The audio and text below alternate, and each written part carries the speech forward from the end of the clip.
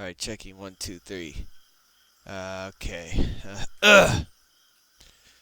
Hello, ladies and gentlemen, people of the internet. I am your host, Gone Mad. And it's been a while, and I'm also doing something very different. I've always wanted to do something like this, and I'm mostly doing it for the kids. And I know what you're thinking after you watch this video. Oh my god, these are for kids? I mean, one of them's a teenager, okay? Teenagers! Sorry. Anyways, look, if you're not mature enough for my content, don't fucking watch, alright? Anyways, I'm here, and I'm here to tell you a story. A wonderful story. A scary story. A story I found on the internet, and, I just want to tell you. Now, if you excuse me, I will... Get away from me! Get away! I know you're out there! I know you're out there! Sorry, I'm having a Wendigo problem. I didn't think I would have this kind of a problem out here, but, it's the woods, so... Anyways, welcome to the show. This one's by Hello Kitty 444. A real scary story that happened to her. She swears, guys. Kitty's mom was a nurse, and she got to stay in a house with an elderly woman they call Bear. Mostly because she's a pretty burly woman. All natural, if you catch my drift. So Teddy Bear had short-term memory loss, apparently, and needed help around the house. So Kitty, her mom, and her brother, who also stayed with them, helped Bear out with those things, like doing dialysis, changing bedpans, TiVoing Madlock. The worst part is she thinks they're dead relatives. She was 5 when this happened to her, and her brother, who, again, he's older, slept in the room with a couch, a bed, a closet across from the bed. So, to give you a layout, she was sleeping in the bed and her bro was sleeping on the couch. And he was pissed. One night, she woke up in the middle of the night and she saw a shadow figure by the closet across from her just standing there. And she's about 5. She thinks the blanket was her only defense. And she cried all night and she had a dream, then woke up.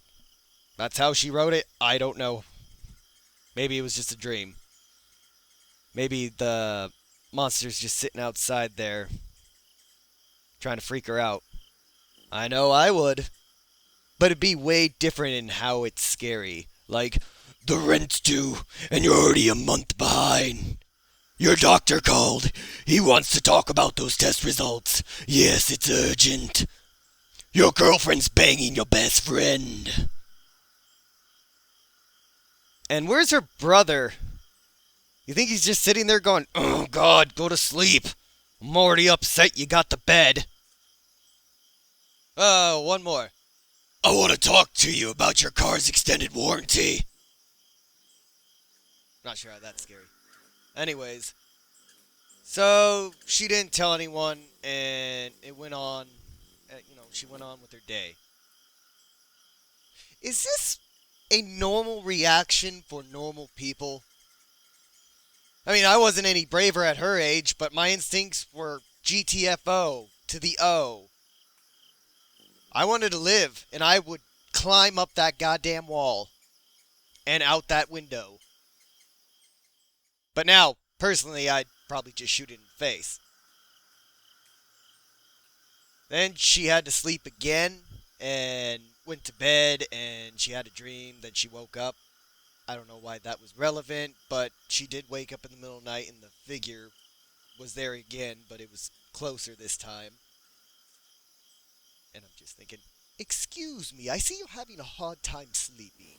Have you tried some black tea? It's done wonders for my beauty sleep. Or, is it okay if I plug in my noise machine? The ocean sounds really relaxes me. It got to the point where this would happen every night, and to the point where she would even see the shadow figure walking around. Sorry, just going downstairs for a grilled cheese. You want one? she told everyone, but nobody believes her, and they never did. Mom, there's a strange man in my room. That's nice, dear. Go back to bed. Mommy's watching Leno. She remembers Bear telling her that her husband died from cancer. Which, if I was a ghost that can go anywhere, why back to his house? I mean, you're a supernatural being. You can literally go anywhere. I'd haunt the Vegas Strip, but I'd do it looking like a fat Elvis impersonator. So, she was thinking, was that Bear's husband, maybe? And, you know, but, or she just was visited by some random ghosty. Or your mother's new boyfriend was trying to introduce himself, and I put boyfriend very lightly. You guys got any Bud Light? By the way, I'm your mom's special friend. But enough about my childhood. This is about Kitty's story, which is over. Personally, I prefer a. Ah! Oh God, my leg! Bitch. Yeah. My leg! Oh God, Jesus! Okay, gotcha. Oh, what's wrong with you? Why would you do that, you dumb prick? Uh, Oh, well, do something! Anything! How about a second story? What the hell's that supposed to mean? My leg is shot. I need. Hey! Shut up. Now on to the second story. Can I at least have something for the pain? Here, drink this. But only a little bit. Too much and you'll be wishing you were dead. This one's by Lard Mummy. I'm guessing because he's a mummy that's thick around the middle. Anyways. For the purpose of the story, I guess this guy, we're just going to call him David. And at the time of the story, David says it was October 30th, 2021 at 9:27. Very specific, to be honest. So David and his friends, which he calls Matthew, Jordan, Anthony, Adrian, Lily, Cynthia, and Adriana, and they're gonna go do a scare night. Two of them are gonna go hide to make out with one another. I bet it's Adrian Adriana, cause that make Adriana. That is possibly the dumbest shit I've ever heard. I still have the gun. Please continue, good sir. So this is like a tradition with David and his friends, like for all teenagers. On the night before Halloween, they would get together and buy scary Halloween costumes, and they would play hide and go seek throughout the neighborhood. They lived in a big one, so it was going to be fun and hard at the same time. Which me and my friends would do that too, but when I was 14, we'd dress up and drink whatever was in our parents' secret stash, you know? Whiskey, scotch, pine sol. When the seeker is picked, they would run and the seeker would count inside of his house. In this case, it was Jordan. As soon as he closed the door of his house, David ran as fast as he could with Lily. They hid behind some bushes, but Lily was on the opposite side of David. After a couple minutes, David heard Lily get out and run behind the house for no reason. And then later on, she said to change spots, which isn't that a reason? I mean, you just don't sit on the toilet going, why are you sitting on that toilet? Mostly for the fuck of it, but also to poop. He didn't follow because he thought he was in a better spot. Like a good enough spot. Then he noticed something. He saw Hyos Lenita, a type of moth, and by moth, I mean he looked behind himself into the forest and he thought he saw a tall human-like figure. Yeah, cause it's always a tall like human figure, cause every creepy human-like figure is SCP-096, or Slendyman. It seemed to be wearing a hoodie. I like how he's calling it, like obviously it's a guy. And he didn't think much of it and continued to hide. Wow, really? That's how you react, huh? Hey, I don't know this guy, and he's just kind of sitting there watching me. Every time I hear stories like this, I find it weird that that's the reaction. Creepy guy behind me, so I better pay attention to something else. Ooh, rock! Then he started to hear a faint crunch of leaves behind him. Chill out, it's someone eating cereal. I bet it's Tony the Tiger telling you how great they are. Having someone for Halloween dress up as a guy just eating a bowl of cereal walking around not only would give someone a story, but it'd freak him out all the same. Two birds, one stone. He got a text from Lily in bold saying, "Stay calm, Jordan's coming up." He goes, "Okay, I got it." So he sprinted towards Lily and they both ran while running. Oh, God, excuse me. Whew. This is why you never drink Bud Light out in the middle of the woods. They were scared shitless when they saw Jordan pop out of the corner wearing a scary clown mask. And they screamed, and he called them scary cats. Scary cats. That's how it was spelled. I just read it how it was written. They went to the timeout in the middle of David's front yard. When he got there, Lily asked him who the hell was coming up behind him, when Jordan was obviously right there. I imagine it's the King from Burger King commercials. Just up to his old tricks again. Dun dun dun dun dun dun. Here's a Whopper. Hey bro, how you loving the story? Bro? Oh shit! I'm coming!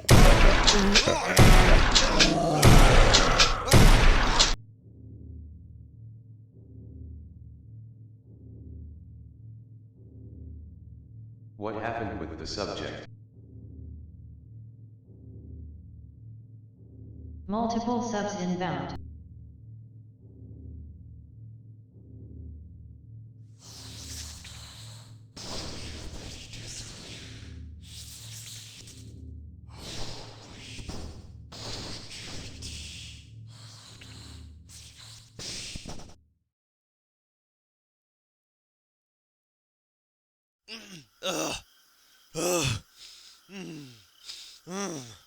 Okay. Alright. Oh.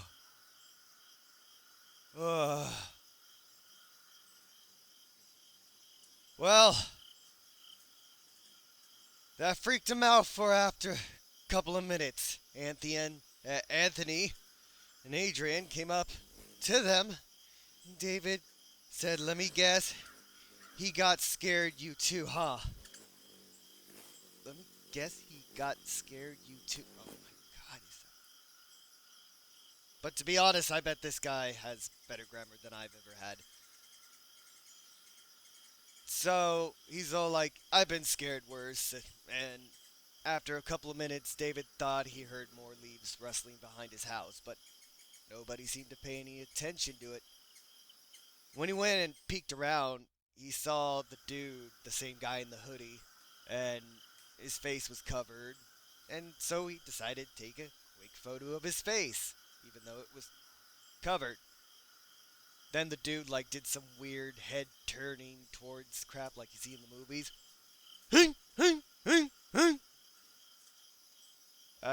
So he started to head towards David and the boys, so he told them what happened earlier. At first they didn't believe him, which is why. You know who's in your group. And I get it. You know, he might be busting your balls or yanking your chain or some crap like that. I have asshole of friends, so I can see they would do some crap like that. So I'd probably be a little hesitant at first. Then he showed them the text Lily had sent him, and they were all confused, and their faces kind of drained of the color. So they decided to call off the game and yell to everybody to meet up. So it was end. But nobody came because they're already dead! Anyways. Davy Boy was nervous, but eventually he went to sleep that night. When he woke up that morning, he saw two photos taped to his window. One photo was behind him while he was hiding in the bush. Another of him sleeping through the window. Oh, he checked up on you. Wonder what kind of filter he used. On the back it wrote, "All the amazing things I could do with you. And I know what you did." Which, oh god, I don't think he means laser tag. And what did he do? "I know you sons of bitches took the last soda. You left the toilet seat up. You kissed your babysitter." Which does sound too bad to me. I had a crush on my babysitter. Miss Wilson, I know you were old, but through those milky cataract eyes, I know you saw a real man. They turned in all the evidence to the police, but there was never any leads about it, so they don't do those traditions anymore. Which, oh come on, just bring a bat next time. Or one of you carry a kitchen knife. It's that easy. David and his friends were safe. Nothing ever became of it, like I said. But Dave does hope he never meets his stalker again. "You can't stop our love, David. Judgment Day is upon us." And those were scary, true stories, I guess. I can't say they're scary to me, because I guess you have to have a special talent to make them sound scary. Not belittling what these guys did. They were, they're the ones who experienced that crap. I think mostly it has to do that I would do things very differently. But I also like to hear when people have these kind of things happen to them with like stranger danger or like weird monsters out there in the forest. That's always still intrigued me, even though I would probably face the problem head on. That's why it's really hard for me to get scared with stories or scary video games or movies, because it's just never affected me in a way that I'm like, oh my god! Unless it's Arachnophobia. Arachnophobia is a scary movie for, well, obvious reasons. Well, that would do it for today, ladies and gentlemen. I'm your host, Gone Mad, and only you can prevent Wendigo attacks. Bye!